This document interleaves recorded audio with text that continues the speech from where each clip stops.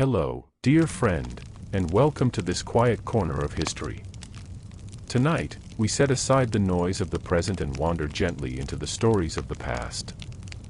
Whether you're curled up beneath the blankets, resting after a long day, or simply seeking calm company for your evening, I'm grateful you've chosen to be here. If you'd like, share in the comments where in the world you're listening from. I always love seeing how far this community stretches across time zones and continents. And if these soothing journeys through history bring you comfort, consider subscribing so we can meet again.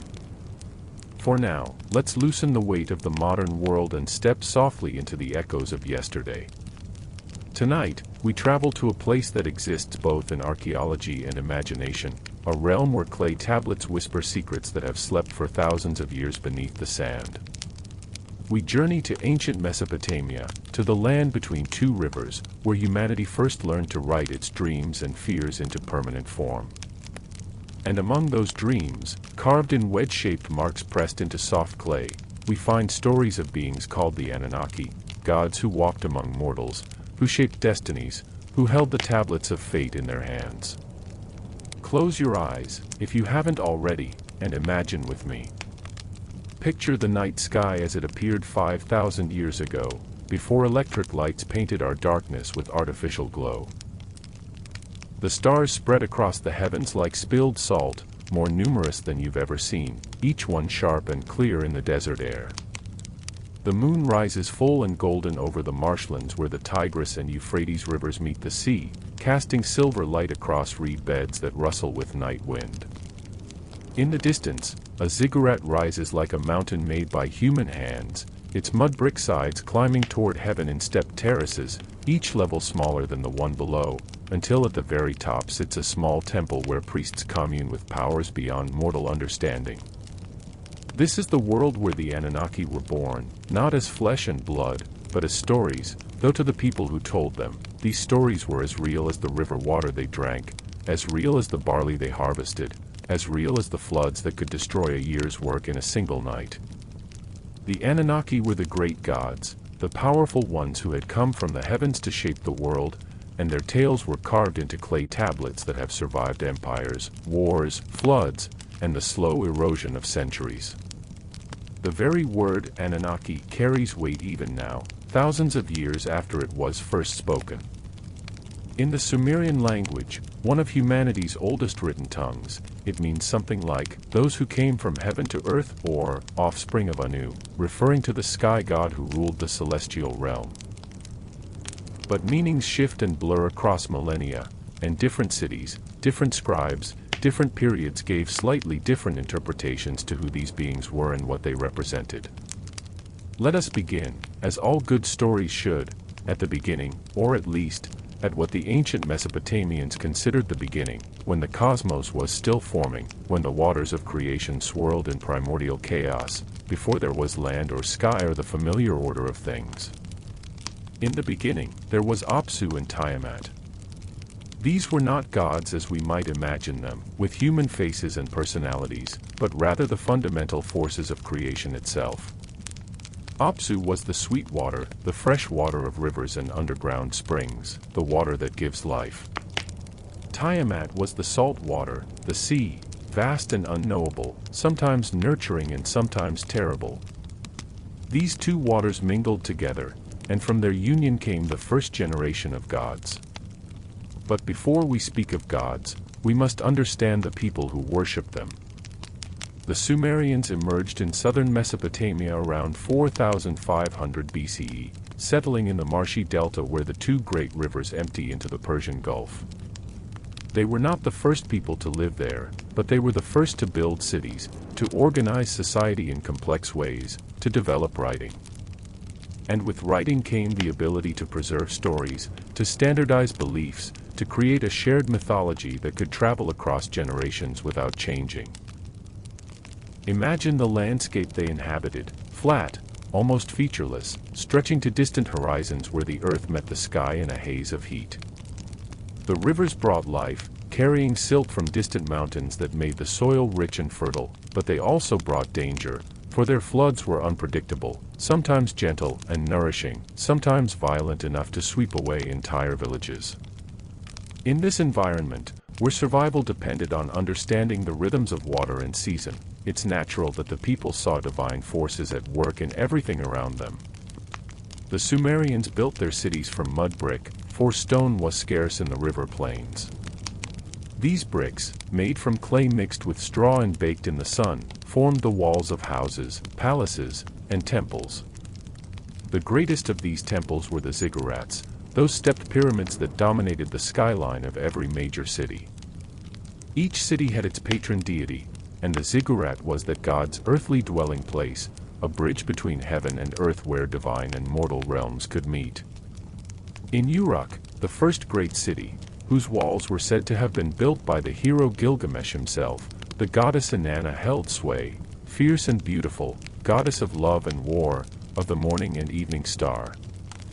In Uar, the moon god Nanna was worshipped, his temple topped with a shrine where priests observed the lunar cycles and marked the passage of time. In Eridu, the oldest of cities according to Sumerian tradition, Enki, the wise god of fresh water and wisdom, had his temple, built at the very edge of the marshes where the boundaries between land and sea were never quite certain.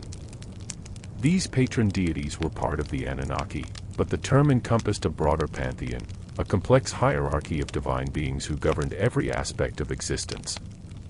Some texts count 7 Anunnaki, some count 50, some enumerate hundreds, for the mythology evolved over thousands of years, absorbing influences from the Akkadians, Babylonians, and Assyrians who conquered and inherited the Sumerian cultural legacy.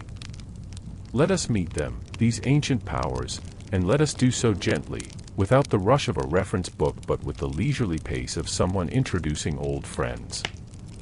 At the top of the divine hierarchy stood Anu, whose name simply means sky or heaven.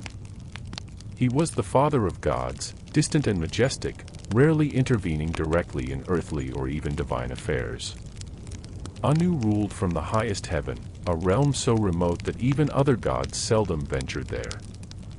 His authority was absolute but passive, like the sky itself, which arches over everything yet remains unreachable. In the cosmic geography of ancient Mesopotamia, the universe was divided into 3 realms. Heaven belonged to Anu, earth to Enlil, and the waters beneath the earth to Enki. This tripartite division reflects the Mesopotamian view of a layered cosmos, with each layer governed by its own laws and presiding deities. Enlil, whose name means Lord Wind or Lord Storm, was perhaps the most actively powerful of the Anunnaki. He was the king of the gods in practical terms, the one who executed decisions, who wielded authority over the earthly realm. Enlil's temple was in Nippur, a city that held unique sacred status. While other cities might war with each other, Nippur was neutral ground, for it was Enlil's city, and to attack it would be to challenge the very order of creation. Enlil controlled the winds and storms, the forces that could bring rain to nourish crops or tempests to destroy them. He was stern, sometimes terrible in his judgments, but also essential to the functioning of the cosmos. Without Enlil, there would be no order, no law, no distinction between right and wrong. Enki, also called Ea in Akkadian sources, was the god of the Abzu, the underground ocean of fresh water that the Mesopotamians believed lay beneath the earth, feeding the rivers and springs. But Enki was more than a water god. He was wisdom itself, crafty and clever, the god who possessed secret knowledge, who understood magic and incantations, who could solve problems that brute force could not. In many stories, Enki appears as humanity's friend and protector, the god willing to subvert the harsh decrees of other deities to save mortals from destruction. His temple in Eridu was built over the waters, or so the myths claimed, allowing him to dwell in both the earthly and subterranean realms simultaneously. These 3, Anu, Enlil, and Enki, formed a kind of divine trinity, each ruling one aspect of the cosmos. But the pantheon extended far beyond them, encompassing dozens of major deities and countless minor ones, each with specific domains and responsibilities. Ninhursag, the mother goddess, was revered as the creator of life, the one who formed humans from clay, who blessed women in childbirth, who embodied the fertile earth itself. Her names were many, Ki, the earth; Ninma, the exalted lady; Nintu, the lady who gives birth. She was honored throughout Mesopotamia, for in an agricultural society where survival depended on both human fertility and the earth's productivity, a goddess who governed both was essential. Inanna, whom the Akkadians called Ishtar, was perhaps the most complex and fascinating of the Anunnaki. She was simultaneously the goddess of love and of war, of sexuality and of violence, of the morning star that heralds dawn and the evening star that marks twilight. Inanna was bold, ambitious, sometimes cruel, always passionate. The myths tell how she descended to the underworld to confront her sister Ereshkigal, stripping away her divine powers at each of 7 gates until she arrived naked and powerless before the Queen of the Dead. The story of Inanna's descent and return became a powerful metaphor for death and rebirth, for the journey into darkness that transforms the soul. Utu, called Shamash in Akkadian, was the sun god, who traversed the sky each day in his chariot, seeing all that transpired beneath him. As the one who witnessed everything, Utu became associated with justice and law, for nothing could be hidden from his burning gaze. Judges invoked his name when rendering verdicts, travelers called on his protection, and anyone who had been wronged could appeal to Utu for vindication. Each night, after completing his journey across the visible sky, Utu traveled through the underworld, bringing light even to that realm of shadows before emerging at dawn to begin the cycle again. Nanna, the moon god, was Utu's father in the mythology, which seems backward to us. How can the moon give birth to the sun? But the Mesopotamians reckoned time by lunar cycles, and in their system, the moon's phases provided the fundamental calendar by which seasons, festivals, and agricultural activities were organized. Nanna was portrayed as a wise, bearded god who sailed across the night sky in his crescent-shaped boat, accompanied by stars that served as his celestial court. Ereshkigal ruled the underworld, that dark realm beneath the earth where the dead went regardless of how they had lived their lives. The Mesopotamian afterlife was not divided into reward and punishment as in later religious traditions. Instead, all the dead became shades dwelling in a gloomy realm called the Land of No Return. Ereshkigal was queen of this place, stern and unyielding, powerful even beyond the reach of the celestial gods.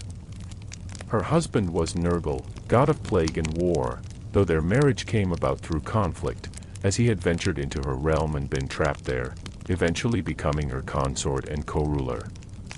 There were so many others, each with their own stories, their own temples, their own festivals. Nisaba, goddess of writing and wisdom, patron of scribes.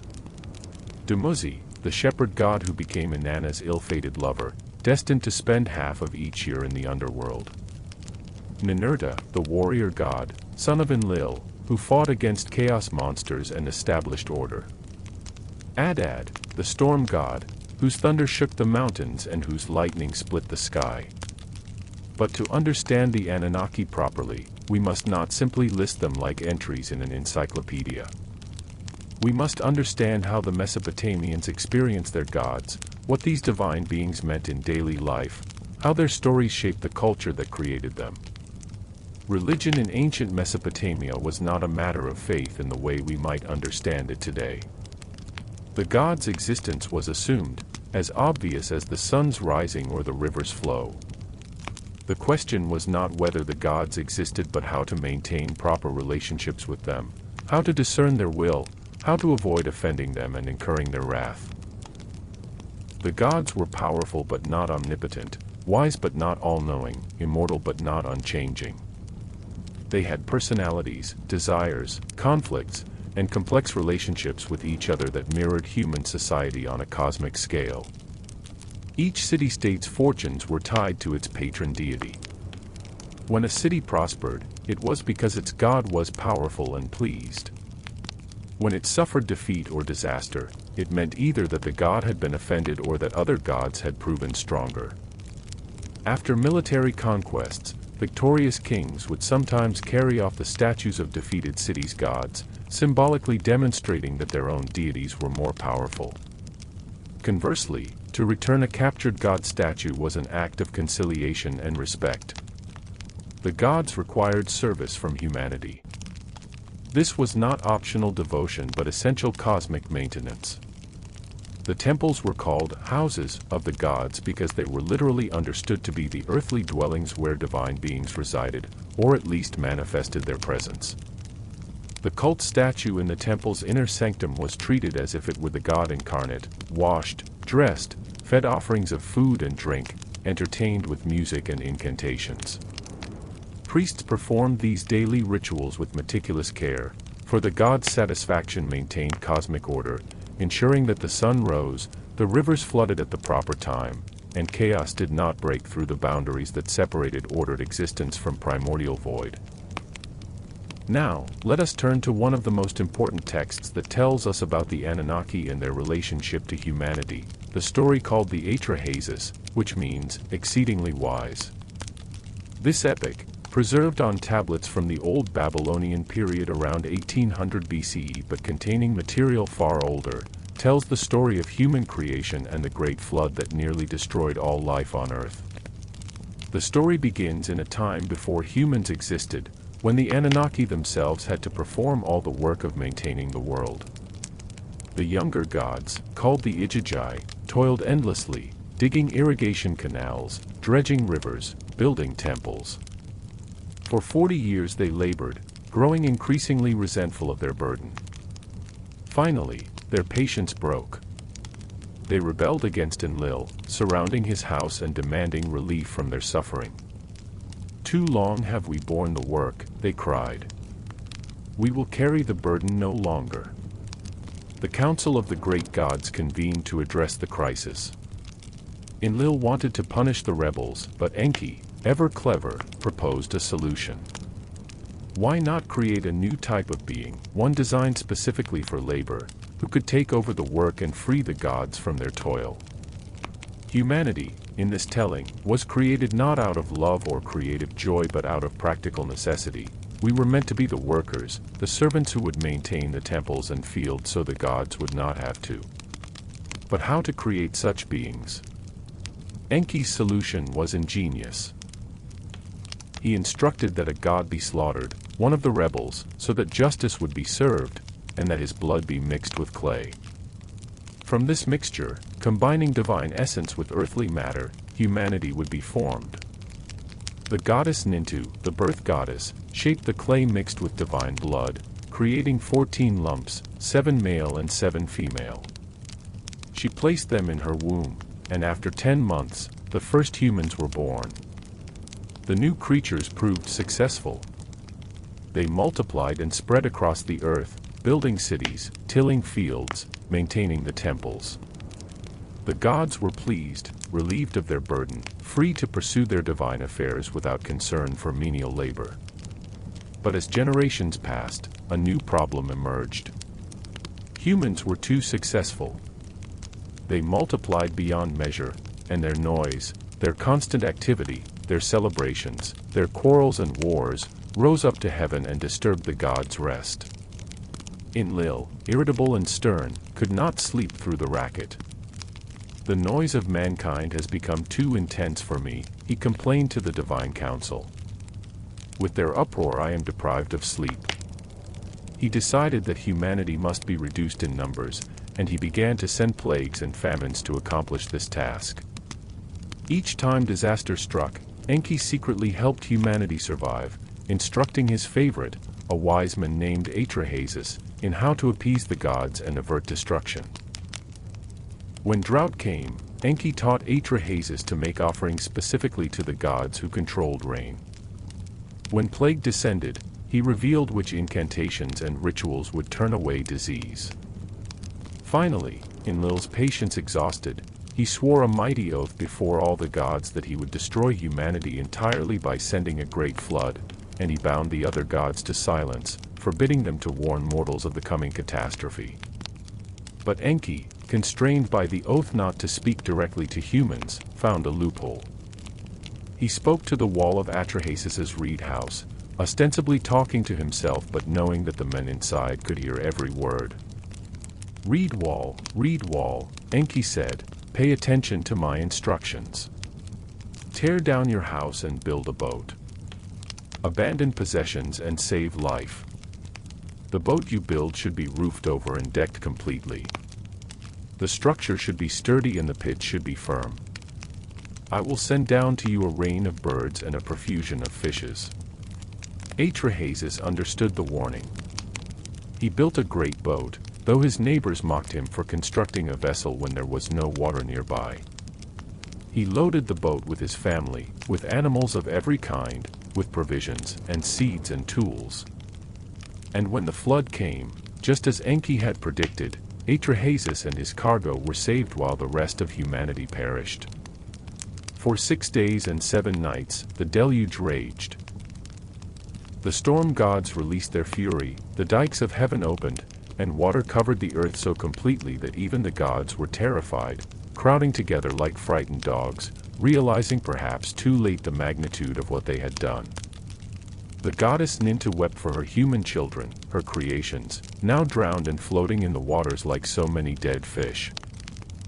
When the flood finally subsided and the boat came to rest on a mountain peak, Atrahasis emerged and offered sacrifice to the gods. The divine beings, having been deprived of offerings and worship during the flood, were drawn to the sweet savor of the sacrifice like flies, as the text says with surprising candor. They were hungry, diminished, almost pathetic in their need. A compromise was reached. Humanity would be allowed to survive, but measures would be put in place to keep the population from growing too large again. Some women would be barren, some children would not survive infancy, there would be priestesses who could not marry and bear children. Death would claim humans after a limited span of years, preventing any single individual from accumulating too much power or wisdom. In this way, balance would be maintained. Humans would serve the gods but never threaten the divine order through their numbers or their noise. The Atrahasis story reveals something profound about how the Mesopotamians understood their place in the cosmos. Humans were created to serve, yes, but they were also essential. Without human worship, sacrifice, and temple service, the gods themselves would suffer. It was a relationship of mutual dependence, a cosmic economy where both parties needed each other to thrive. The gods were powerful but not self-sufficient. Humans were mortal and limited but necessary to the functioning of creation itself. This flood story, of course, echoes through later traditions. The biblical tale of Noah and the Ark preserves many of the same elements, though transformed by the monotheistic framework of Hebrew scripture. The boat building, the animals saved in pairs, the dove sent out to find dry land, the rainbow covenant afterward, all these appear in both traditions. But the meaning shifts. In the Mesopotamian version, multiple gods are involved, acting from various motives, sometimes contradicting each other, ultimately compromising. In the biblical version, one God judges humanity for wickedness, saves the righteous, and promises never to flood the earth again. Same story, different theology. The Gilgamesh epic, perhaps the most famous of all Mesopotamian literary works, also contains a flood narrative, told by Utnapishtim, who corresponds to Atrahasis. Gilgamesh seeks out this immortal flood survivor at the edge of the world, hoping to learn the secret of eternal life. Utnapishtim tells him how he and his wife alone survived the deluge and were granted immortality by the gods as a unique, never-to-be-repeated reward. The message is clear: humans are mortal, death is inevitable, and the quest for eternal life is ultimately futile. Better to live well in the time allotted than to waste existence pursuing what cannot be achieved. Gilgamesh himself is described as 2/3 god and 1/3 human, a proportion that makes no mathematical sense but suggests his position between mortal and divine realms. He is the king of Uruk, powerful and heroic but also tyrannical in his youth, exhausting his subjects with constant demands for labor on his building projects and with his arbitrary exercise of authority. The gods create Enkidu, a wildman who lives with animals, as a challenger and eventual companion for Gilgamesh, someone whose strength matches the king's and whose friendship will channel Gilgamesh's energy toward heroic deeds rather than oppression of his people. The friendship between Gilgamesh and Enkidu forms the emotional heart of the epic. Together they journey to the cedar forest to slay the demon Humbaba who guards it. They kill the bull of heaven sent by the goddess Ishtar. They perform mighty deeds that make their names legendary. But when Enkidu dies, struck down by disease as punishment for their hubris, Gilgamesh is devastated. He has lost not just a friend but his other self, the companion who made him complete. Gilgamesh's quest for immortality is driven by grief and fear. If Enkidu could die, mighty Enkidu, who was like a brother, like a second self, then Gilgamesh too must eventually succumb to death. This realization sends him on a desperate journey to the edges of the world, through darkness and past Scorpion Men guardians, across the waters of death itself, to find Utnapishtim and learn how he escaped mortality. The answer, when it comes, is disappointing. Utnapishtim's immortality was a special circumstance, a reward for surviving the flood that the gods swore never to repeat. There is no path to eternal life for ordinary mortals, no matter how heroic or how favored by the gods. Utnapishtim does tell Gilgamesh of a plant that grows at the bottom of the sea that can restore youth, and Gilgamesh, with typical heroism, dives down to retrieve it. But on his journey home, while bathing in a pool, a serpent steals the plant and slithers away, shedding its skin and becoming young again. Humanity's last hope for defeating death is lost, and Gilgamesh returns to Uruk empty-handed, having learned that mortality cannot be overcome, only accepted. The epic ends not with despair but with a kind of wisdom.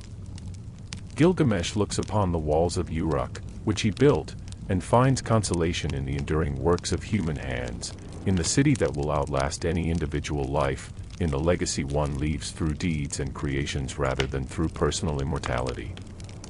It is a remarkably mature conclusion, suggesting that the Mesopotamians had come to terms with death in a way that emphasized cultural continuity over individual survival.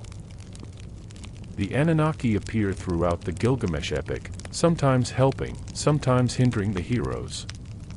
Shamash the sun god aids Gilgamesh in his fight with Humbaba, providing 13 winds to help subdue the demon. Ishtar proposes marriage to Gilgamesh after his return from the cedar forest, but he insults her by reciting a catalogue of her previous lovers and their terrible fates. Dumuzi forced into the underworld for half of each year, a shepherd transformed into a wolf, a gardener turned into a frog. Enraged by this rejection, Ishtar persuades her father Anu to send the bull of heaven to destroy Gilgamesh, but the hero and Enkidu together kill the divine bull, further angering the gods. It is this act, along with the slaying of Humbaba, that seals Enkidu's fate. The gods convene and decide that one of the two heroes must die as punishment for their hubris. Enkidu is chosen, perhaps because he is more obviously mortal than Gilgamesh, and he falls ill with a disease that slowly drains his strength. Before dying, Enkidu curses the cedar forest gate he made from the trees they cut down. He curses the hunter who first civilized him. He curses the temple prostitute who brought him from the wild to human society. But then Shamash reminds him of all the good that came from leaving his animal existence, the friendship with Gilgamesh, the heroic deeds, the fame that will outlast his body. Enkidu repents his curses and blesses those he had condemned, showing that even in death, there can be acceptance and gratitude for the gift of life, however brief. The text of Gilgamesh was found on tablets in the library of Ashurbanipal, the last great Assyrian king, who reigned in the 7th century BCE. Ashurbanipal was unusual among ancient kings for his devotion to learning.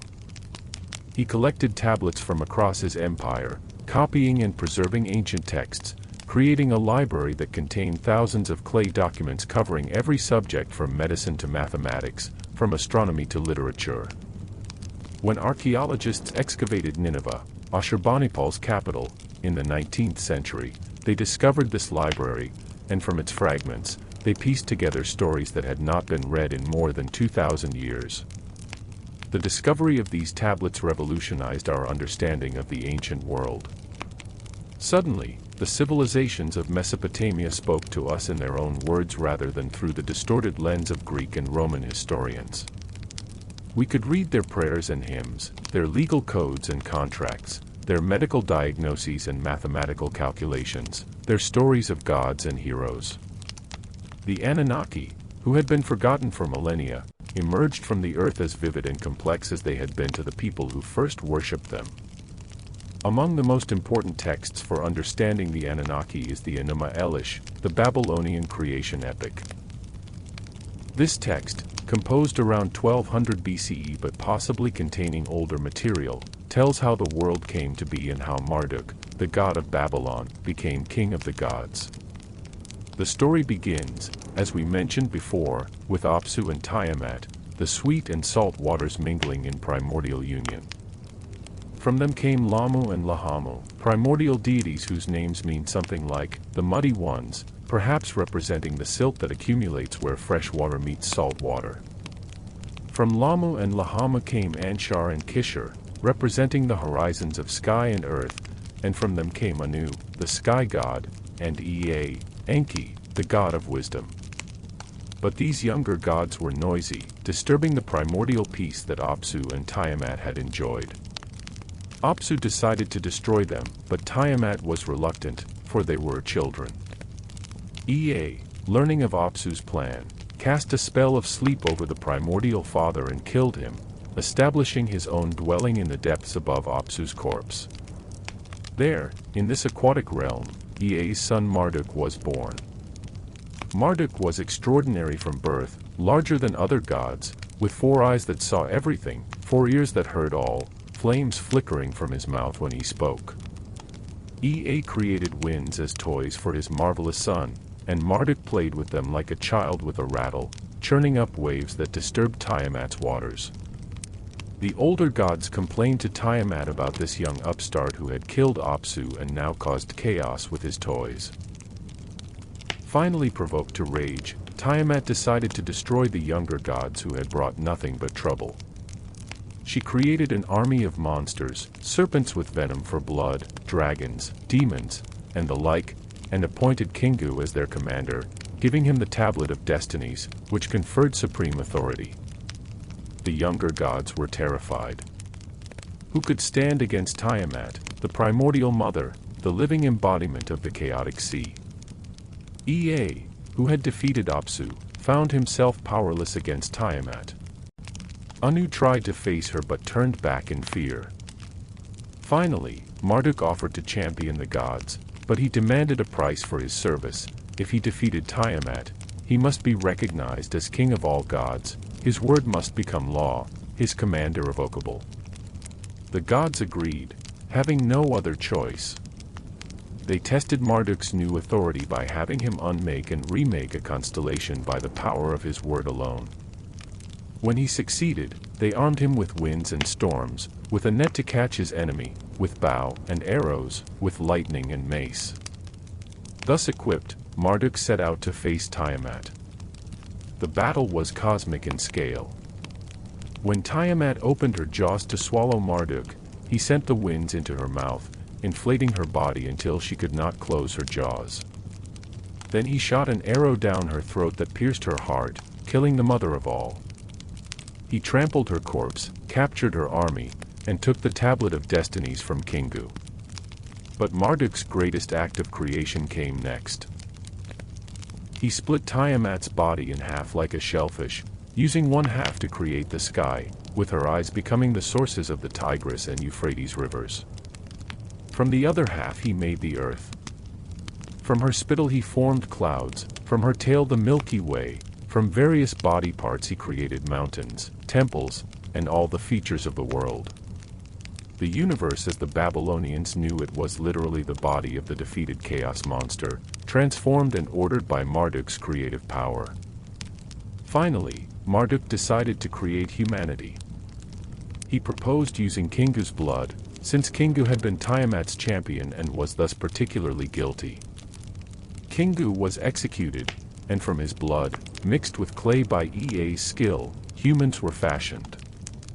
Their purpose was explicit: to serve the gods, to maintain the temples, to offer sacrifices, so that the gods could rest from labor.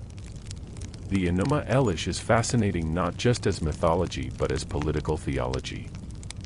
It was written in Babylon when that city was rising to dominance, and the epic justifies Babylon's supremacy by showing how its patron god Marduk became king of all gods. The 50 names of Marduk listed at the epic's end incorporate the powers and attributes of other gods, suggesting that Marduk has absorbed and superseded them. This is theology serving political purposes. By elevating Marduk above the traditional supreme gods like Enlil, the Babylonian priesthood was asserting their city's right to rule over others. Yet the text also reflects something deeper about the Mesopotamian worldview. Creation comes from conflict and violence, not from peaceful intention. The world is literally made from the body of chaos itself, suggesting that order is always temporary, always requiring maintenance, always threatened by the possibility of chaos breaking through again. This is why ritual is so important, why temples must be maintained, why offerings must be made, not just to please the gods but to sustain the fundamental structure of reality itself. The Anunnaki in the Enuma Elish are portrayed as somewhat passive, easily frightened by Tiamat's threat, dependent on Marduk's heroism. This is quite different from earlier Sumerian texts, where the Anunnaki were more active and individually powerful. The shift reflects changing political realities. Babylon needed a supreme deity to match its political supremacy, so Marduk was elevated and other gods correspondingly diminished. In daily religious practice, however, the Anunnaki remained important. Each had specific festivals, specific prayers, specific roles in the functioning of society. The calendar was structured around divine celebrations: the New Year festival in spring when the Enuma Elish was recited, the monthly festivals marking the moon's phases, the seasonal celebrations tied to agriculture. Priests formed a specialized class with extensive training. They learned to read and write cuneiform script, to perform complex rituals correctly, to interpret omens and dreams, to diagnose divine displeasure, to prepare offerings and sacrifices according to precise specifications. Some priests specialized in particular gods or particular skills. There were exorcist priests who drove out demons, incantation priests who knew the words of power, lament priests who performed funeral rites, diviners who read the future in sheep livers or the patterns of oil on water or the flight of birds. The liver was considered especially important for divination because the Mesopotamians believed it was the seat of emotion and thought. The heart, to them, was just a pump, but the liver was where the soul resided. A sacrificed sheep's liver, still warm and pulsing with recently fled life, could be examined for irregularities, unusual colors, unexpected shapes that indicated what the gods wanted or what the future held. Clay models of livers have been found marked with interpretive notes, suggesting that trainee diviners studied them the way medical students study anatomy charts. Dreams were another way the gods communicated with humans. Dream interpretation was a serious business, with handbooks cataloging common dream symbols and their meanings. To dream of flying might indicate elevation in status, or it might presage disaster depending on context. Dreams of water could be favorable or threatening depending on whether the water was clear or muddy, flowing or still. Temples had special chambers where people could sleep in hopes of receiving divine dreams, a practice called incubation that continued in Greek and Roman culture. Let us pause here and imagine a day in the life of an ordinary person in ancient Mesopotamia, someone whose existence was shaped by the presence of the Anunnaki without being directly involved in their worship. You wake at dawn in your mud brick house, small and simple, with a courtyard where the cooking fire will be built. The sun is not yet fully risen, but already the heat is building. Summer in southern Mesopotamia is brutal, temperatures soaring to levels that make any activity exhausting. Your first action upon waking is a brief prayer to your personal god, the minor deity assigned to your family who watches over your household. Everyone has such a protective spirit, someone to intercede with the greater gods on your behalf, and it's important to maintain good relations through regular prayers and small offerings. Your wife has already started grinding barley for bread. This is constant work, for grain must be ground fresh each day, and the process is laborious, crushing the kernels between two stones with steady, rhythmic pressure that makes your shoulders ache just watching. The bread she makes is coarse and often gritty with tiny stone particles that wear down teeth over the years, but it's the foundation of every meal, eaten with onions, garlic, dates, perhaps some fish from the canal if you've been fortunate. You step outside into the narrow street, barely wide enough for two people to pass. The city is already stirring, neighbors emerging from their homes, shopkeepers opening their stalls in the marketplace. Above the rooftops rises the ziggurat, dominating the skyline like an artificial mountain, its top lost in the morning haze.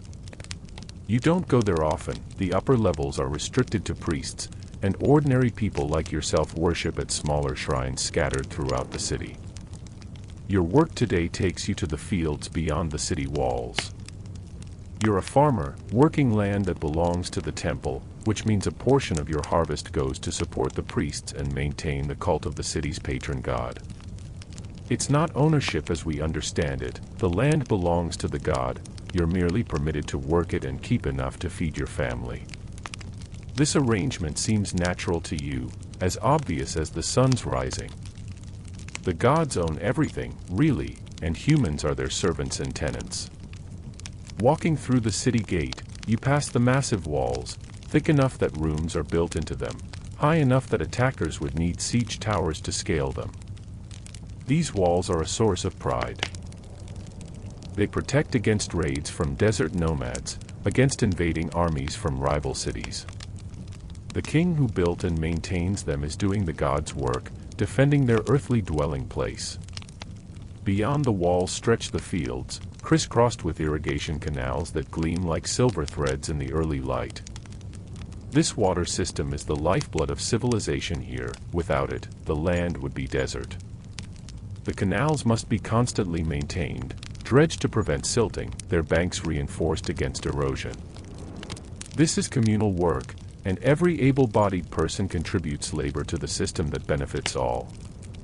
Your section of field is growing barley, the staple crop, though other plots have date palms, onions, chickpeas, lentils. You spend the morning hoeing weeds, checking the irrigation, making sure the precious water reaches every part of your allotment without being wasted. The sun climbs higher, and the heat becomes oppressive. By midday, work becomes nearly impossible, and you retreat to the shade of a palm tree, sharing bread and beer with other farmers. The beer is thick and nutritious, drunk through a straw to avoid the sediment. It's as much food as drink, made from barley that's been allowed to ferment. Everyone drinks beer, from children to the elderly, because it's safer than water, which can carry disease, and more nourishing than plain water anyway. The beer is slightly sour, mildly alcoholic, refreshing despite its thickness. Conversation turns, as it often does, to matters of the gods. Someone's cow has died mysteriously, which might indicate divine displeasure. Someone else reports that the priests are preparing for a festival next month, which means there will be public celebrations, extra rations distributed from the temple stores, perhaps even exemption from field work for the duration of the holy days. A third person worries about the king's military campaign in the north. If he's defeated, if the city's god is proven weaker than the enemy's god, what will become of all of you? These aren't abstract theological discussions but practical concerns. The gods' actions directly affect daily life. A drought means the gods are angry. A good harvest means they're pleased. Victory in war proves your god is strong. Defeat suggests either divine abandonment or that you've somehow offended your patron deity. Religion isn't separate from ordinary existence, it permeates everything, explains everything, gives meaning to fortune and misfortune alike. In the afternoon, when the worst heat has passed, you return to work until the sun approaches the horizon. The evening is pleasant, the air cooling, the light turning golden. You walk back to the city, tired but satisfied, having fulfilled your obligations to the temple and secured food for your family. That evening, there's excitement in your neighborhood. A fire has broken out in one of the houses. Not uncommon, given that cooking fires burn constantly and houses are made of dried mud brick with reed matting on the floors. The fire spreads quickly, and soon several houses are ablaze. Everyone rushes to help, forming bucket chains from the nearest canal, but the water seems to have no effect. The fire burns with unnatural intensity, consuming everything it touches. An old woman declares that demons are responsible, fire demons sent to punish someone's transgression. A priest is summoned, and he performs an exorcism, chanting incantations, sprinkling holy water, calling on Ea and Marduk to drive out the malevolent spirits. Whether through the ritual's power or simply because the fire exhausts its fuel, the flames eventually subside, leaving several families homeless but the neighborhood otherwise intact. This is how the supernatural intrudes into ordinary life, not as metaphor or symbol but as genuine, feared reality. Demons are everywhere, causing illness, misfortune, crop failure, infertility. They lurk in dark corners, in ruins, in wilderness areas. They're particularly dangerous at night, which is why evening prayers are essential, why doorways have protective charms, why certain incantations must be spoken before sleeping. Your own house has a small clay plaque mounted beside the door, showing the demon Pazuzu with his grotesque face and wings.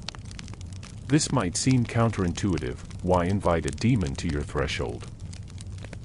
But Pazuzu, though fierce and ugly, protects against other demons, particularly against Lamashtu, the demoness who kills infants and threatens pregnant women.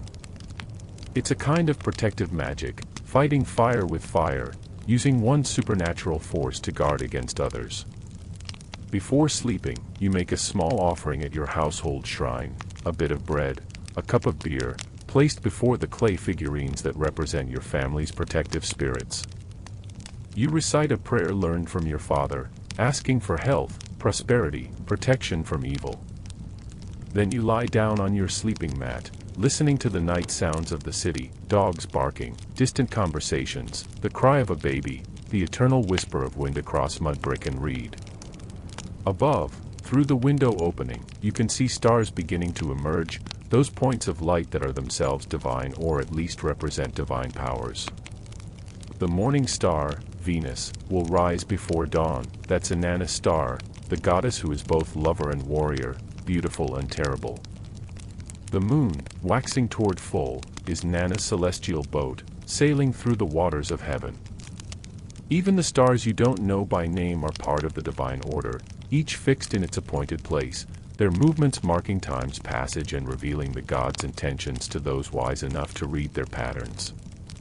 Sleep comes easily after a day of physical labor, but even in sleep, the gods are present. Dreams may bring messages, warnings, promises. You might see the face of your personal god, offering reassurance, or you might dream of ominous symbols, snakes, floods, falling from heights, that require interpretation by someone trained in such matters. The boundary between waking and sleeping is thin, porous, not the absolute division we imagine. The gods move through both realms, speaking in symbols and portents, their voices requiring careful listening, their intentions demanding constant attention. This is what it meant to live in a world where the Anunnaki were real, present, powerful forces shaping every aspect of existence. It wasn't a matter of belief but of lived experience, of a cosmology so deeply embedded in culture that questioning it would be like questioning whether the sun gives light or water is wet. As Mesopotamian civilization evolved over millennia, passing from Sumerian to Akkadian dominance, then to Babylonian and Assyrian empires, the Anunnaki evolved as well. Gods who were prominent in one period might fade in another, their temples abandoned, their festivals forgotten. New gods emerged or were imported from conquered peoples. Marduk rose to supremacy in Babylon, while Ashur became the supreme deity in Assyria, with theologians cleverly reinterpreting old myths to accommodate these shifts. The Assyrians were particularly militaristic, and their religious texts reflect this. Ashur, their patron god, was portrayed as a warrior deity who led Assyrian armies to victory. When the Assyrian king conquered foreign lands, he was enacting Ashur's will, bringing divine order to chaotic peoples who worshipped false gods. The brutality of Assyrian conquest, the mass deportations, the torture of rebels, the systematic destruction of resistant cities, was religiously sanctioned, part of establishing Ashur's dominion over all nations. This raises uncomfortable questions about the relationship between religion and violence, questions that echo through all human history. The Anunnaki, like gods in most ancient cultures, were not necessarily moral in the way later religions would understand morality. They were powerful, they demanded respect and service, but they could be cruel, capricious, violent. They fought among themselves, played favorites, punished entire populations for the offenses of individuals. Yet they also provided order, meaning, purpose. They explained why things happened, gave humans a framework for understanding their place in the cosmos, offered rituals that provided comfort and connection to something greater than oneself. The Mesopotamian religious system, for all its strangeness to modern eyes, successfully organized society for thousands of years, creating some of humanity's first cities, first written literature, first legal codes, first systematic astronomy and mathematics. The famous Law Code of Hammurabi, inscribed on a massive stone stele around 1750 BCE, begins with a prologue attributing the king's authority to the gods. Hammurabi claims that Anu and Enlil appointed him to bring justice to the land, to destroy the wicked, to prevent the strong from oppressing the weak. The laws themselves, 282 of them, covering everything from property disputes to medical malpractice to marriage and divorce, are presented not as the king's personal invention but as divinely sanctioned principles that maintain cosmic order. An eye for an eye is the most famous principle from this code, though the reality was more nuanced. Social class mattered. If an aristocrat destroyed the eye of another aristocrat, his own eye would be destroyed, but if he destroyed a commoner's eye, he merely paid a fine. The code reveals a society obsessed with fairness, with proportionate punishment, with clearly defined rights and responsibilities. It's harsh by modern standards. The death penalty is prescribed for numerous offenses, but it represents a significant advance over arbitrary justice based purely on a ruler's whim. The gods are invoked at the code's end as well, with terrible curses called down on anyone who defies or alters these laws. Enlil is asked to strike the offender with calamities that cannot be avoided. Ninurta is called upon to smash his weapons and bring chaos to his reign. Ishtar is petitioned to turn his strength to weakness, to curse his kingship, to grant him a troubled mind and an afflicted body. These aren't mere rhetorical flourishes but genuine invocations of divine power, calling on the Anunnaki to enforce justice beyond human capacity. The ziggurat, that distinctive stepped pyramid that characterized every major Mesopotamian city, was itself a theological statement in architectural form. These weren't tombs like Egyptian pyramids but rather cosmic mountains, artificial peaks that allowed heaven and earth to meet. The gods, dwelling in the heights, could descend to the temple at the ziggurat's summit, while humans, through ritual and sacrifice, could ascend partway toward the divine realm. Building a ziggurat was an enormous undertaking requiring thousands of laborers working for years. The core was usually rubble and mud brick, while the facing was made of fired brick, often glazed in brilliant colors, blue like lapis lazuli, symbolizing heaven, or white like alabaster, suggesting divine purity. Staircases led from one level to the next, each terrace smaller than the one below, creating the distinctive stepped profile. At the very top sat a small temple, the god's actual dwelling place, richly appointed with precious metals, fine textiles, valuable offerings. The cult statue resided there, tended by high priests who alone could enter the god's presence. For special festivals, the statue might be carried down in procession through the city, allowing common people to see and worship their divine patron, but ordinarily, the ziggurat's upper reaches were restricted, sacred space where ordinary mortals dared not tread. The ziggurat of Babylon, called Anunnaki, the temple of the foundation of heaven and earth, was particularly famous. It stood nearly 300 feet tall, with 7 levels, each painted a different color, topped with a blue-glazed temple to Marduk. This structure, glimpsed by foreign visitors and travelers, may have inspired the biblical story of the Tower of Babel, where humanity's attempt to build a tower reaching heaven is thwarted by God, who confuses their language and scatters them across the earth. The biblical account transforms the ziggurat from a pious connection between heaven and earth into a symbol of human arrogance, but both stories recognize the structure's theological significance. It represents humanity's desire to reach toward the divine, to bridge the gap between mortal and immortal realms, to bring heaven down to earth or raise earth up to heaven. Mesopotamian astronomy was intimately connected to religion. The movements of celestial bodies were not merely natural phenomena but divine communications. The planets were gods themselves. Jupiter was Marduk, Venus was Ishtar, Saturn was Ninurta, Mars was Nergal, Mercury was Nabu, the god of writing. Their movements through the zodiac, their conjunctions and oppositions, their periods of visibility and invisibility, all carried meaning that trained observers could interpret.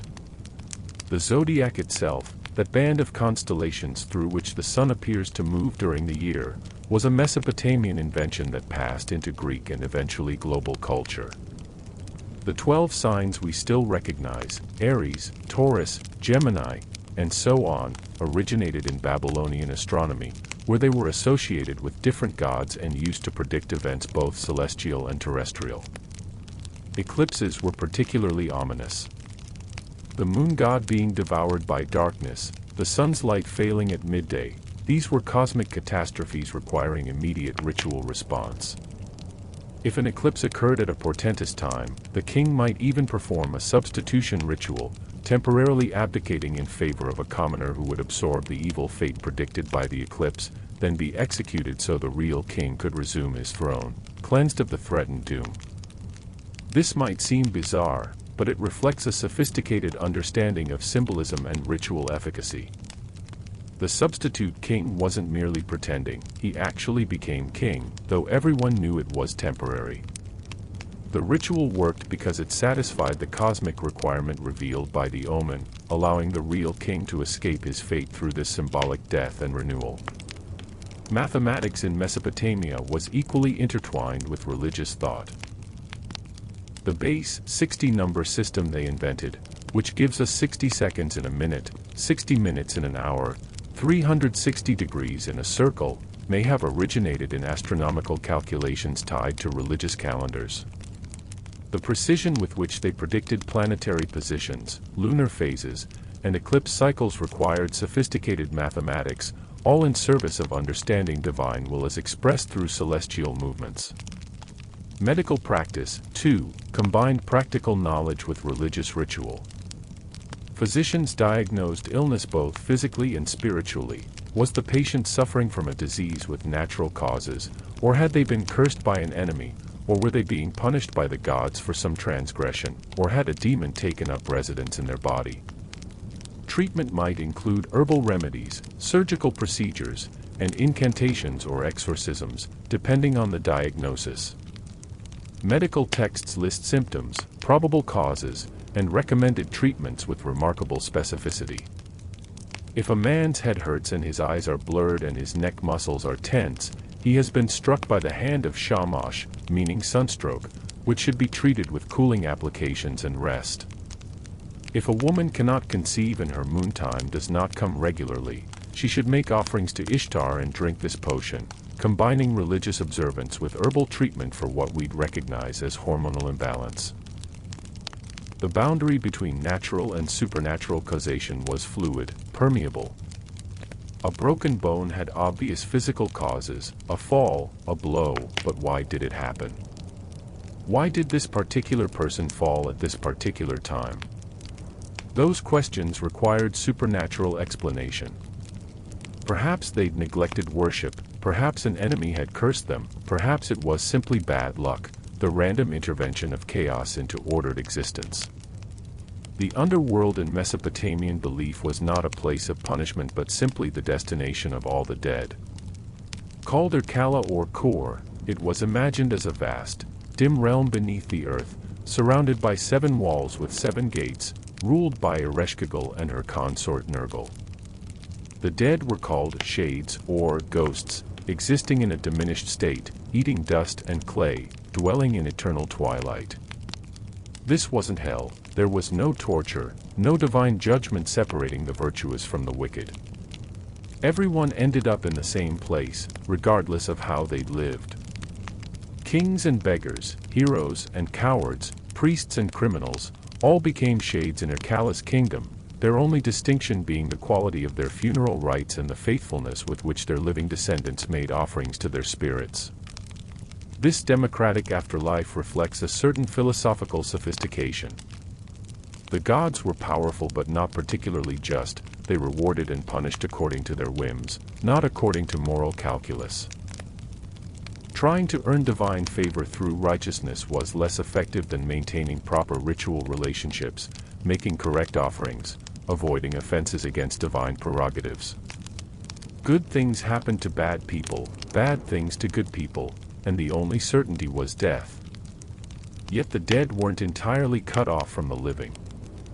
Ghosts could return if not properly buried or adequately remembered.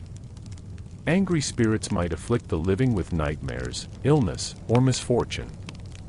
This belief created obligations. Families needed to maintain their ancestors' memory, make regular offerings, keep the dead content in their shadowy realm. Forgetting the dead, failing to honor them, was not just disrespectful but dangerous. Necromancy, communicating with the dead, was possible but forbidden, considered a dark art that violated natural boundaries. Yet in the Epic of Gilgamesh, when Enkidu's ghost returns to tell his friend about the underworld, the description is haunting. Those who died in battle and whose bodies were properly honored exist in relative comfort, drinking clean water. But those who died unmourned and unburied, or whose bodies were never found, suffered terribly, eating garbage and drinking stagnant water, their spirits wandering restlessly without peace. The goddess Inanna's descent to the underworld is one of the most powerful myths in the Mesopotamian corpus. It tells how Inanna, for reasons that remain mysterious, curiosity, ambition to rule both above and below, compassion for her sister, decided to visit Ereshkigal's realm. She dressed in her finest regalia, taking all her divine powers as physical objects: the crown of the steppe, the lapis beads, the breastplate, the gold ring, the lapis measuring rod and line, and the royal robe. But entering the underworld required surrendering her power piece by piece. At each of 7 gates, the gatekeeper demanded she remove one item. "This is the way of the underworld," he explained. "No one enters clothed in divine power." Inanna protested but complied, stripping away her authority, her protection, her very divinity as she descended deeper. When she finally reached Ereshkigal's throne room, she was naked and powerless, just another mortal, or less than mortal, for even humans can wear clothes in the underworld. Ereshkigal judged her, and the 7 judges of the underworld fixed their eyes upon her, and she was turned into a corpse, hung on a hook like meat. 3 days and nights passed, and Inanna did not return. Her minister, worried, went to the gods for help. Most refused, but Enki, clever and compassionate, created 2 beings from the dirt beneath his fingernails, neither male nor female, neither alive nor dead, creatures that could enter the underworld without being bound by its rules. He sent them with the food and water of life to revive Inanna. They found Ereshkigal in agony, moaning and crying out. Rather than ignoring her pain or judging her, they sympathized with her suffering, echoing her cries, validating her anguish. Grateful for this unexpected compassion, Ereshkigal granted them a boon, and they requested Inanna's corpse. They sprinkled it with the food and water of life, and Inanna revived. But leaving the underworld was not simple. The divine law required a substitute. No one could leave without sending someone else to take their place. Demons accompanied Inanna as she ascended, seeking her replacement. She passed her faithful minister. He was in mourning for her, so she protected him. She she passed various other followers and servants, all mourning, all spared. Then she reached her city and found her husband Dumuzi, the shepherd god, sitting on a throne, dressed in fine robes, not mourning but apparently enjoying her absence. In fury, she fixed her eyes upon him, the same death gaze her sister had used on her, and the demon seized him. Dumuzi fled, begging for rescue, transformed into a gazelle by the sun god who pitied him, but eventually he was caught and dragged to the underworld. His sister Jeshtanana offered to share his fate, and a compromise was reached. Dumuzi would spend half the year in the underworld, his sister the other half, so neither would be condemned to eternal death. This myth became associated with seasonal cycles, Dumuzi's absence corresponding to summer's heat when vegetation withers, his return to the cooler seasons when plants revive. The story operates on many levels simultaneously. It's about the changing seasons, yes, but also about the inevitability of death, the need for balance in the cosmos, the danger of unchecked ambition, the importance of empathy even for those who seem beyond compassion. Ereshkigal's suffering, acknowledged by Enki's creatures, reveals that even the Queen of Death experiences pain, that power doesn't exempt one from the fundamental vulnerabilities of existence. Inanna herself is transformed by the experience. She has died and returned, crossed the ultimate boundary and come back changed. She's no longer merely the goddess of love and war but also the goddess who has known death, who carries that knowledge into the upper world, who understands that life and death are intertwined, that one cannot exist without the other. These myths weren't entertainment in the modern sense but sacred narratives that explained reality's deepest structures. They were recited at festivals, inscribed on temple walls, taught to scribal students, performed in ritual dramas. They shaped how people understood their world, gave meaning to suffering, provided models for behavior, connected individual lives to cosmic patterns. The scribal schools where young men learned to read and write cuneiform were called tablet houses, and the curriculum was rigorous. Students began by learning individual signs. Cuneiform had hundreds of them, some representing syllables, some entire words, some serving as determinatives that clarified meaning without being pronounced. They copied standard texts repeatedly until their hands knew the proper forms, until they could inscribe wet clay with the wedge-shaped stylus quickly and accurately. Advanced students studied mathematics, astronomy, law, literature, medicine, all the knowledge accumulated over millennia. The greatest literary works, Gilgamesh, Atrahasis, and Numa Elish, The Descent of Inanna, were standard texts, their language archaic even to Babylonian students, requiring grammatical notes and explanatory glosses. Learning these texts meant absorbing not just reading skills but cultural heritage, religious knowledge, the wisdom of the past. Scribes held honored positions in society. They served as administrators, recording temple inventories, tracking agricultural production, documenting legal transactions, corresponding on behalf of rulers. Literacy was power, and scribes wielded it on behalf of the literate elite, the kings, priests, and wealthy merchants who employed them.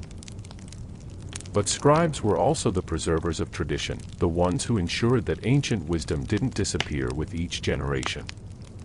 When a tablet crumbled or a text became damaged, scribes made new copies, sometimes adding notes about how old the original was, where it came from, whether it was difficult to read.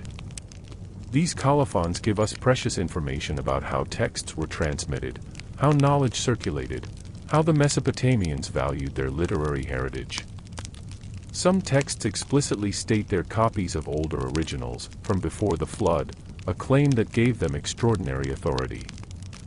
Whether such ancient originals actually existed is debatable, but the claim itself is significant. It suggests the Mesopotamians believed their civilization extended back to almost unimaginable antiquity, that their knowledge had been preserved from ages so remote that even the gods' great flood hadn't destroyed it entirely.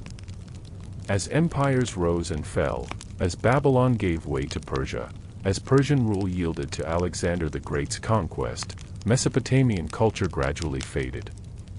The old gods lost their worshippers, their temples fell into ruin, their rituals ceased. Cuneiform writing, which had been used for 3,000 years, was forgotten as alphabetic scripts proved simpler and more adaptable. By the early centuries CE, no one could read the ancient tablets, no one remembered the stories carved upon them, no one worshipped the Anunnaki. The last known cuneiform text was written in 75 CE, an astronomical diary recording planetary positions in Babylon. After that, silence. The clay tablets that had been civilization's memory became opaque artifacts, curious objects covered in meaningless marks, buried in the ruins of dead cities, waiting for someone to decipher them again. That rediscovery began in the 19th century, when European archaeologists started excavating the great mounds of Mesopotamia. At Nineveh, at Babylon, at Ur and Uruk in Nippur, they found layer upon layer of human occupation stretching back millennia. And they found tablets, thousands of them, tens of thousands, covering every imaginable subject. The challenge was reading them. The breakthrough came gradually, as scholars compared cuneiform with known languages, used bilingual inscriptions as Rosetta Stones, slowly reconstructed grammar and vocabulary from scratch. The first texts deciphered were royal inscriptions, which tended to be formulaic and repetitive, making them easier to crack. Then came legal and economic documents, which used standard formats. Finally came the literary texts, the myths and epics that revealed the Anunnaki to modern eyes. When the story of Gilgamesh was first translated and published in the 1870s, it caused a sensation. Here was a flood story that predated the biblical account by at least 1,000 years, with striking similarities: the boat, the animals, the dove, the landing on a mountain. Some saw this as proof that the Bible was merely adapting older pagan myths. Others argued it confirmed the biblical flood's historicity, showing that different cultures preserved memories of the same real event. The debate continues, more nuanced now but still unresolved. What's undeniable is that these ancient texts revolutionized our understanding of human history. They pushed civilization's origins much further back than had been imagined. They revealed sophisticated cultures that had invented writing, law, literature, mathematics, astronomy, medicine, all the foundations of what we call civilization, thousands of years before Greece and Rome. The classical world that European scholars had considered the cradle of Western culture turned out to be a latecomer, inheriting and building upon much older traditions from the Near East. The Anunnaki, forgotten for 2 millennia, suddenly became accessible again, not as living gods but as artifacts of human imagination, as windows into how ancient people understood their world, as evidence of humanity's perpetual quest to explain existence, find meaning in chaos, connect with something greater than ourselves. In recent decades, the Anunnaki have experienced a curious revival in popular culture, though often in forms that ancient Mesopotamians would find bewildering. Certain fringe theories claim the Anunnaki were actually extraterrestrials who visited Earth in prehistory, genetically engineering humans as slaves to mine gold, building ancient monuments with advanced technology, being worshipped as gods by primitive humans who couldn't comprehend their true nature.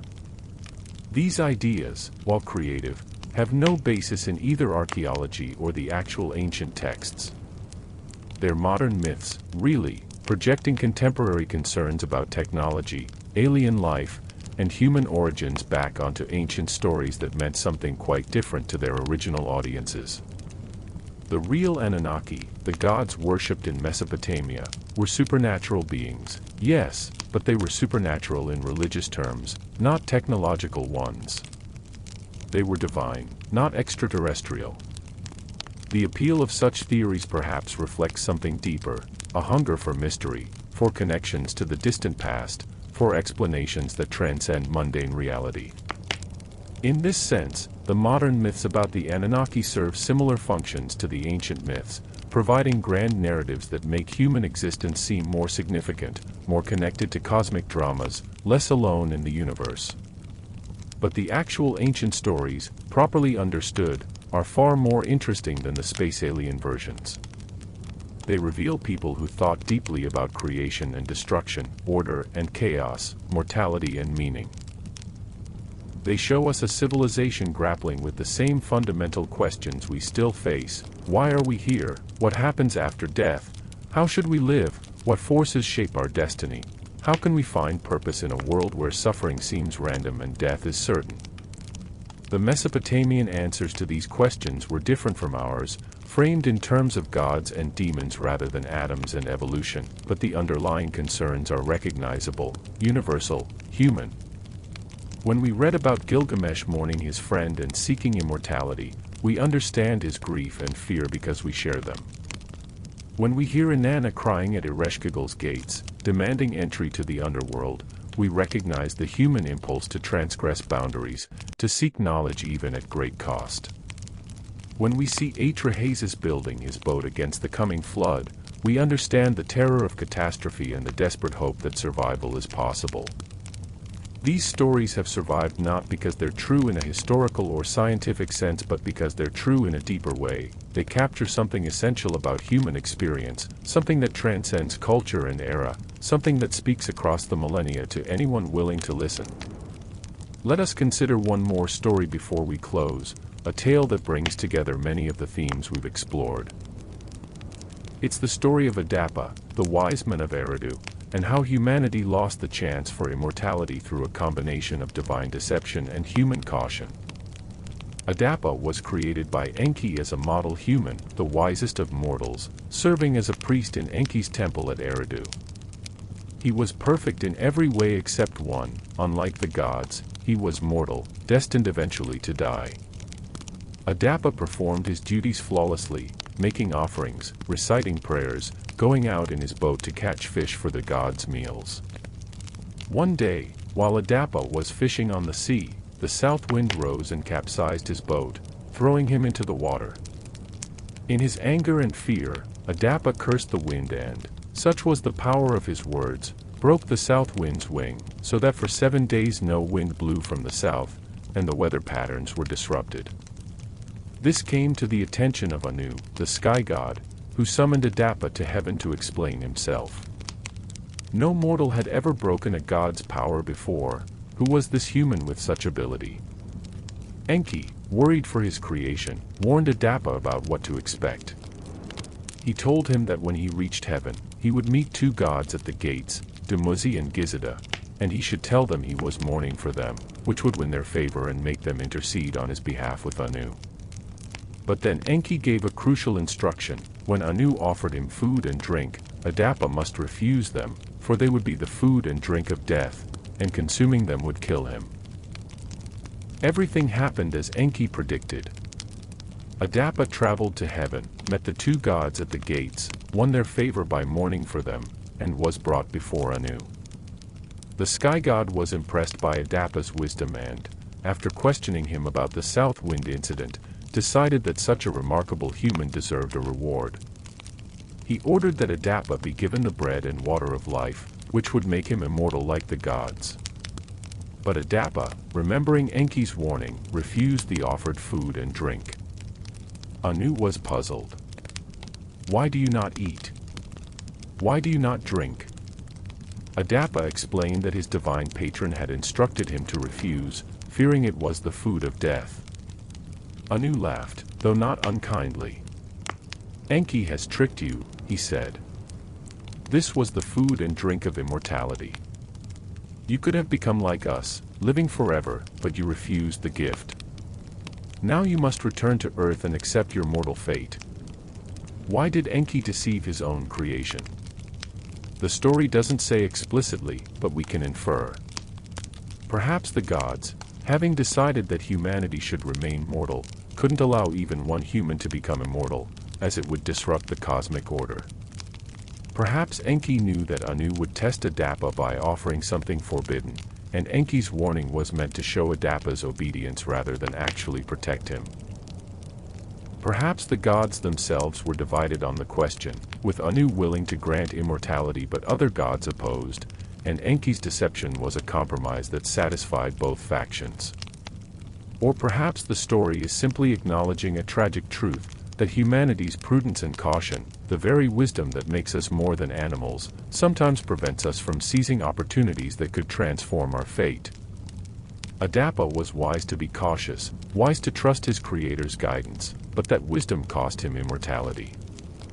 Sometimes the smart choice is also the losing choice, and there's no way to know which is which until it's too late. The tale of Adapa is one of many Mesopotamian stories about the near miss, the almost achieved, the opportunity lost through accident or deception or bad timing. Humanity could have been immortal, could have lived like gods, but circumstances conspired against it. This isn't divine punishment for sin, as in the biblical fall from Eden, but rather simple bad luck, or the gods' jealous guarding of their prerogatives, or the inevitable gap between mortal and divine that cannot be permanently bridged. These stories create a kind of mythology of loss, of paradise almost but not quite retained, of potential not fully realized. They give meaning to mortality by suggesting that it wasn't inevitable, that things could have been different, that humanity bears the memory of something greater even if we can never reclaim it. Yet there's also acceptance in these stories, a recognition that mortality is the human condition and fighting against it is futile. Better to accept our limits and live well within them than to waste life pursuing impossible goals. Better to build cities that outlast us, to create works that carry our names forward, to have children who continue our lines, to leave legacies that give our brief existences meaning beyond their duration.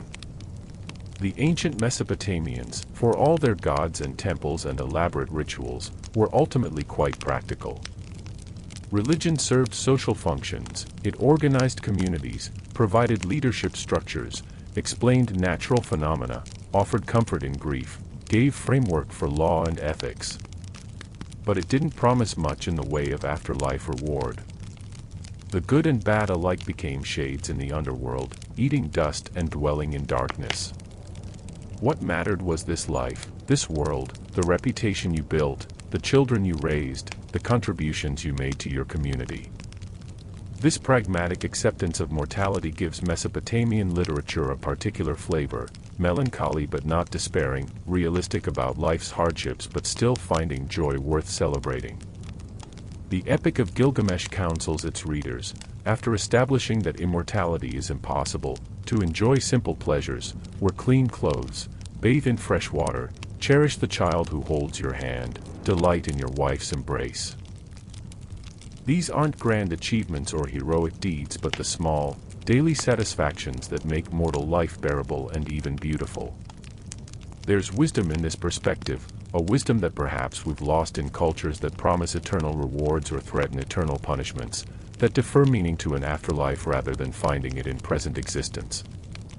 The Mesopotamians had no such deferral, life was now, meaning was here, and if you wanted significance, you had to create it through your actions in the world that actually existed, not in some promised future beyond death. The great kings understood this. Their inscriptions trumpet their achievements, temples built, canals dug, enemies defeated, justice established, not to earn divine favor in an afterlife but to ensure their names would be remembered, their deeds recounted, their contributions acknowledged by future generations. Immortality, if it existed at all, was through reputation, through the works that outlasted the body, through the impact one made on the continuing stream of human life.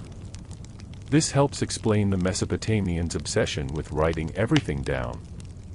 Every business transaction, every legal judgment, every temple offering, every astronomical observation, all recorded on clay tablets that would last indefinitely if preserved from moisture. Writing was a form of immortality, a way to make the transient permanent, to project one's voice beyond one's lifetime into the indefinite future. And they were right. Their voices do reach us, across 5,000 years, through the tablets they impressed with wedge-shaped marks.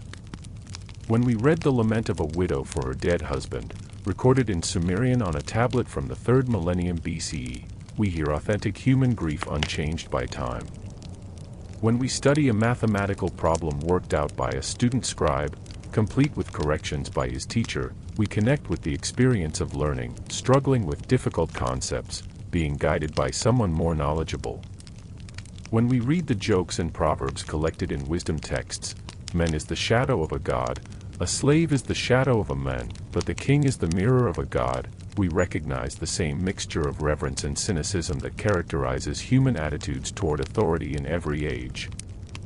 The Anunnaki themselves, in these texts, are not distant abstractions but vivid personalities with recognizable emotions and motivations. They love and hate, they're jealous and generous, they make promises and break them, they're wise and foolish by turns.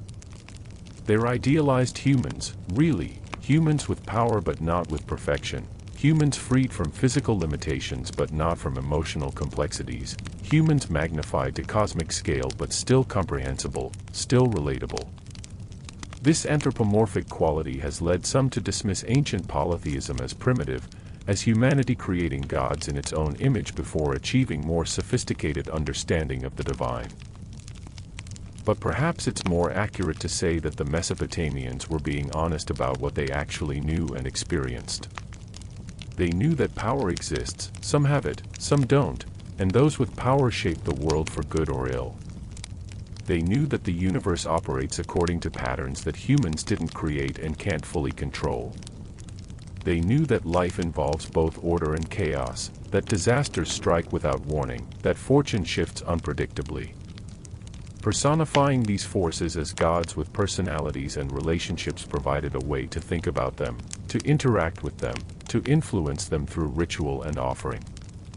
It was a practical theology, oriented toward maintaining relationships with powers beyond human control, acknowledging humanity's limited agency while still asserting that human actions matter, that choices have consequences, that proper behavior toward the divine brings benefits while improper behavior brings disaster. Whether the gods literally existed in the way the Mesopotamians believed is, in some sense, beside the point. What matters is that this religious system successfully organized one of history's first and longest-lasting civilizations. It provided social cohesion, transmitted cultural values, motivated massive building projects, supported scientific observation and mathematical innovation, inspired sublime literature, and gave millions of people across thousands of years a framework for understanding their existence and finding meaning within it. When Babylon finally fell, conquered by the Persians in 539 BCE, it marked the beginning of the end for the old religion. The Persian kings, while generally tolerant of local customs, brought their own religious traditions, Zoroastrianism, with its dualistic theology of good and evil, its emphasis on personal morality, its promise of individual judgment after death. These ideas gradually infiltrated Mesopotamian thought, changing how people understood the gods, morality, and the afterlife. Later conquests brought further changes. Alexander's campaigns introduced Greek culture and Greek gods, which merged with local deities in syncretic combinations, Zeus identified with Marduk, Aphrodite with Ishtar. The old distinctions blurred as different traditions mingled in the cosmopolitan cities of the Hellenistic world. Christianity, when it arrived, was revolutionary precisely because it rejected this synthesis. The God of the Christians was not one among many but the only true God, and all other deities were false, or at best, demons masquerading as gods. The temples that had stood for millennia were abandoned or converted to churches. The rituals that had maintained cosmic order for generations were declared superstitious and forbidden. The priests who had served the gods for countless generations lost their positions, their knowledge became irrelevant, their carefully preserved texts were no longer copied and gradually crumbled into dust. In the ruins of Babylon, early Christian travelers looked at the massive ziggurat, by then already ancient and partly collapsed, and saw evidence of human pride punished by God, the Tower of Babel, symbol of humanity's arrogant attempt to reach heaven and God's just punishment in confusing their language. They didn't know, couldn't know, that they were looking at a temple, a sacred structure built with devotion and maintained with reverence, a bridge between earth and heaven that had functioned for 1,000 years before circumstances changed and the old gods were forgotten. But forgotten doesn't mean erased. The cultural influence of Mesopotamia persisted even after its religion died. The zodiac, invented by Babylonian astronomers, still organizes how we think about the night sky. The 7-day week, reflecting the 7 planets visible to ancient observers, each associated with a god whose name persists in various languages. Sunday for the sun, Monday for the moon, Saturday for Saturn. The 60-minute hour and 60-second minute, artifacts of Mesopotamian base 60 mathematics. Legal concepts like contracts, trials, and proportional punishment. Literary motifs like the flood story, the hero's quest, the descent to the underworld. Even the alphabet you're reading now, if traced back far enough, derives from scripts that evolved in the shadow of cuneiform, adapting and simplifying the idea of writing that Mesopotamia pioneered. Every time we write something down to preserve it, every time we use written law to organize society, every time we record astronomical observations or mathematical calculations, we're continuing traditions that began in ancient Sumer 5,000 years ago. The Anunnaki themselves, though no longer worshipped, have taken on new life in the modern imagination. They appear in fantasy novels and video games, in alternative history theories and science fiction. Their names, Enlil, Enki, Inanna, resonate with a kind of ancient power, evoking a time when gods walked the earth and heroes performed impossible deeds. Whether understood literally or metaphorically, historically or imaginatively, they continue to fascinate, to inspire, to provoke thought about humanity's relationship with the divine, with power, with the cosmos itself. In our secular age, when many no longer believe in gods at all, the Anunnaki remind us that religion is a human universal, that every culture develops ways to think about meaning, purpose, and transcendence. The specific forms change: polytheism, monotheism, atheism, various combinations and alternatives, but the underlying questions persist. Where did we come from? Why are we here? What happens when we die? How should we live? What forces shape our destiny? Are we alone in the universe or part of something larger? The Mesopotamians answered these questions with stories of gods creating humans from clay and divine blood, of floods that nearly destroyed the world, of heroes seeking immortality and learning to accept mortality instead, of goddesses descending to the underworld and returning transformed. We answer them with different stories now: evolution and cosmology, psychology and neuroscience, political philosophy and ethical theory, but the project is the same: making sense of existence, finding our place in the pattern, constructing meaning from the raw materials of experience. Perhaps what the Anunnaki teach us most clearly is that human meaning-making is always provisional, always culturally embedded, always evolving. The religion that organized Mesopotamian life for 3,000 years eventually faded, its gods forgot, its temples ruined. Yet the impulse that created that religion, the need to understand, to connect, to find significance, persists in every subsequent culture, including our own. Our answers will also change, our certainties will be questioned by future generations, our stories will be told differently by those who come after us. But this doesn't make the enterprise futile or meaningless. The ancient Mesopotamians built one of humanity's first great civilizations, created sublime art and literature, developed mathematics and astronomy, established legal systems and urban planning, raised families, and found joy and struggled with grief just as we do. Their gods gave them frameworks for accomplishing these things, for organizing their societies, for making sense of their lives. That the frameworks eventually changed doesn't diminish what was achieved within them. And perhaps, in the quiet hours when we contemplate the stars as they did, when we wonder at the mystery of consciousness and the strangeness of existence, when we feel ourselves small before the vastness of time and space yet significant in our capacity to wonder and create, we're not so different from those ancient priests standing atop their ziggurats, looking up at the same stars we see, asking the same questions we ask, reaching toward something greater than ourselves with the same mixture of hope and uncertainty. The clay tablets are silent now, their writers dust for millennia, their gods no longer hearing prayers or receiving offerings.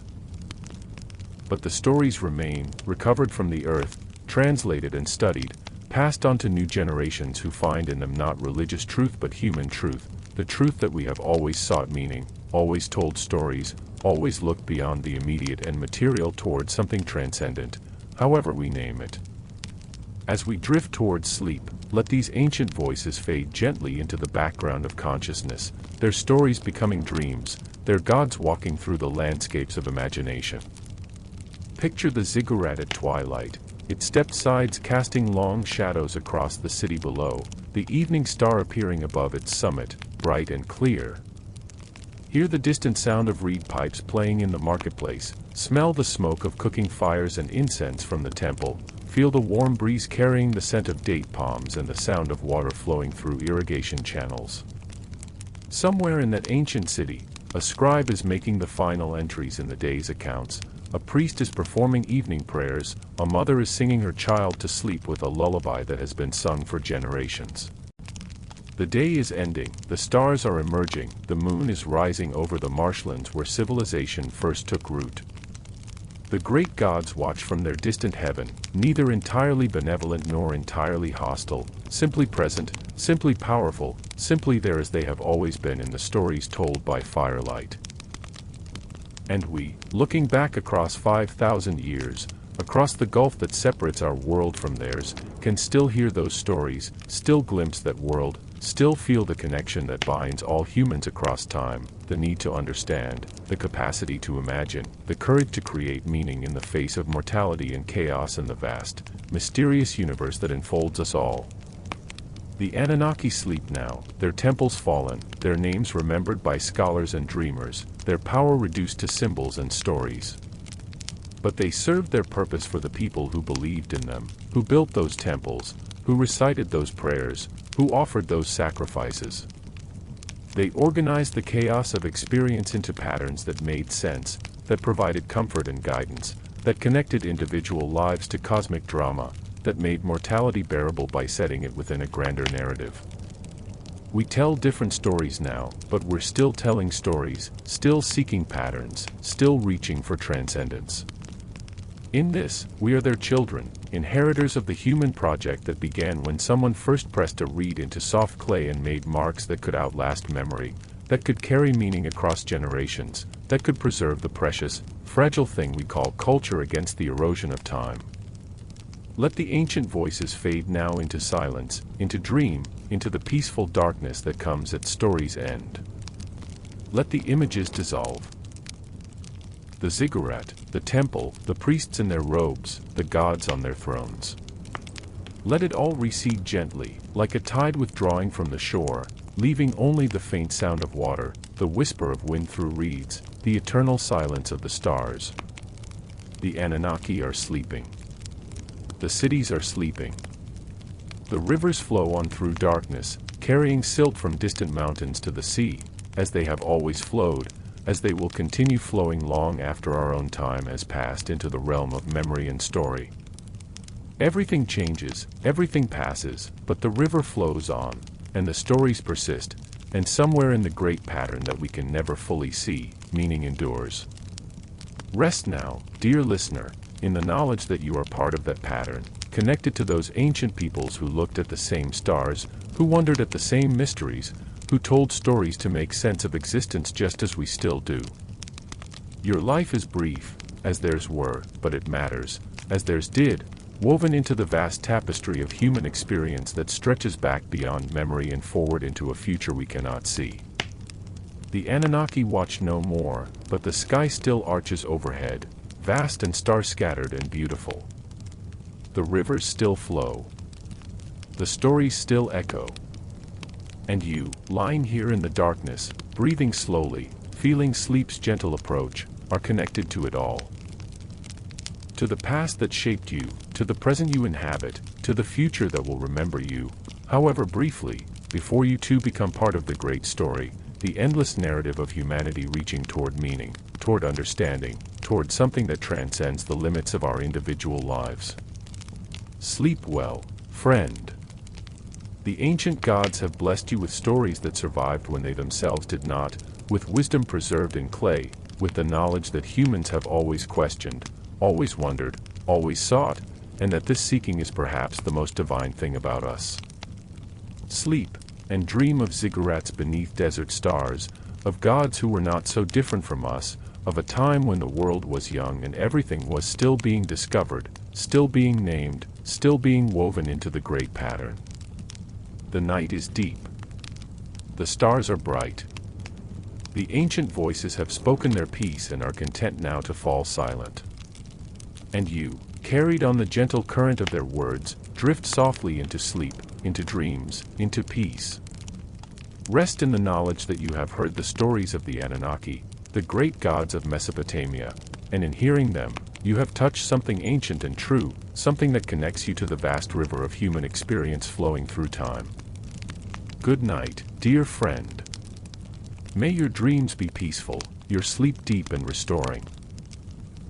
Until we meet again in another quiet corner of history, I bid you rest well, and remember that in seeking these stories of the past, you honor both those who told them first and those yet to come who will tell them in their own way, keeping alive the eternal conversation that makes us human.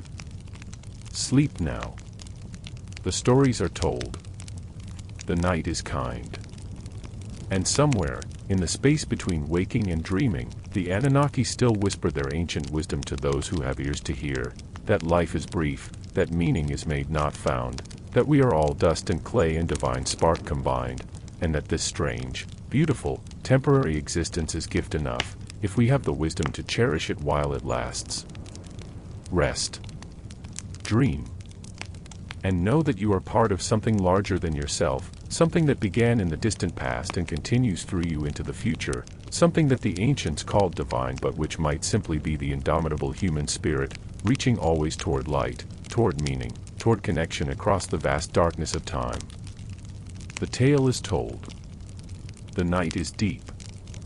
And you are held safe in the embrace of stories that have survived everything, empires and floods, conquest and fire, millennia of silence and forgetting, to reach you here, now, in this moment before sleep. Let them carry you gently into dreams, these ancient stories, these whispers from Mesopotamia's dust, these echoes of the Anunnaki. Sleep well.